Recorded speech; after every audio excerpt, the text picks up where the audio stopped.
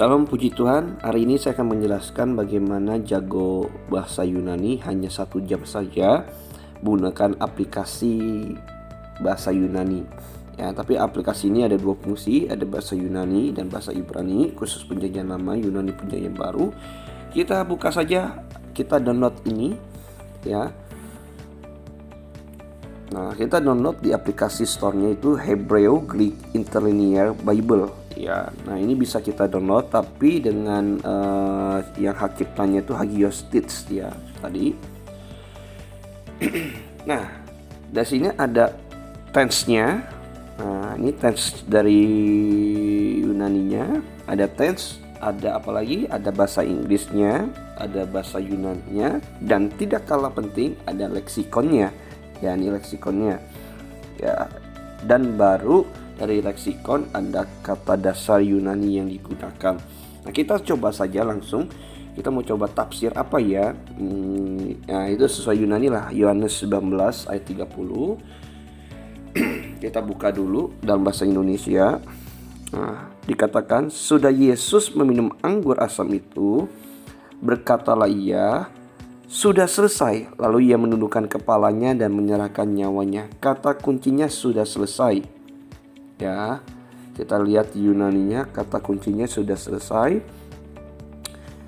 Ya, nah, telestai ya, sudah selesai. Menggunakan tense perfect, indikatif, middle, pasif. Nah, fungsi dari tense perfect ini menjelaskan bahwa tindakan yang sudah selesai hanya sekali saja, tindakan yang sudah selesai pada masa lampau hanya sekali saja terjadi.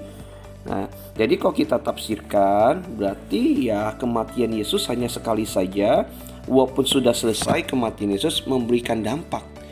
Walaupun kegiatan tersebut sudah selesai, ya kematian Yesus ini memberikan dampak. Ya, jadi kematian Yesus menghasilkan dampak sampai sekarang. Ya, dampaknya itu sampai sekarang. Ya, yaitu apa? Yang percaya Yesus sampai sekarang, percaya kematian Yesus sampai sekarang, mereka menerima pengampunan, menerima tebusan, dosa mereka disucikan. Karena ya fungsinya perfect. Tense perfect ini pada masa lampau, tapi memberikan dampak sampai sekarang ya. Ya, udah terjadi pada masa lampau ya. Nah, kita coba lagi tafsir Lukas 24 ayat 6 ya. Kita coba tafsir Lukas 24 ayat 6 bahasa Indonesianya.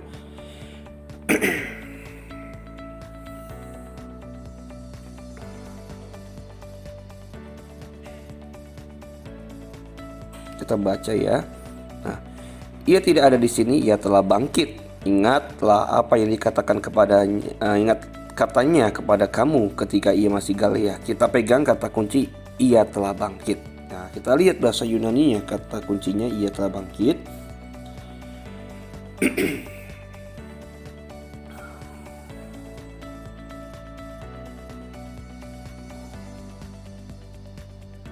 Lukas 24 ayat 6.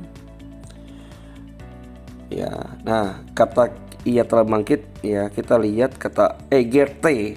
Ya, egerte itu punya fungsinya aorist, indikatif, pasif. Voice-nya itu pasif. Nah, yang menjadi doktrin yang kita pegang, jadi pengajaran, Yesus itu bangkit sendiri atau dibangkitkan. Nah, kita bisa lihat dari tense ini bahwa tense ini punya voice-nya itu pasif. Maka Yesus itu dibangkitkan. Ya, jadi ada paham yang nanya bahwa Yesus bangkit sendiri. Ya, mungkin ya punya pengajarannya sendiri, punya dasarnya sendiri. Tapi kalau tense ini memberikan dasar bahwa Yesus itu dibangkitkan. Ya, dibangkitkan siapa?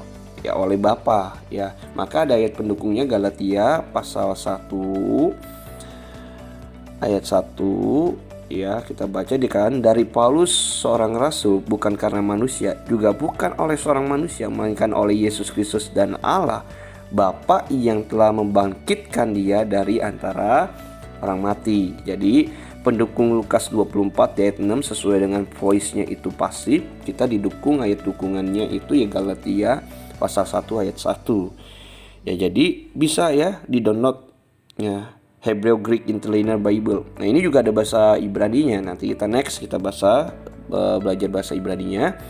Nah, jadi penting kita belajar tense Yunani. Jadi untuk tense Yunani Anda bisa lihat di web Sabda ya, di Google atau web Sabda fungsi-fungsi tes Yunani kan ada imperfect, perfect, present, ya aorist, future, ya imperatif ada ya, kalimat perintah dan lain-lain. Ya, imperfect juga ada. Ya, nah itu bisa lihat di Google ya.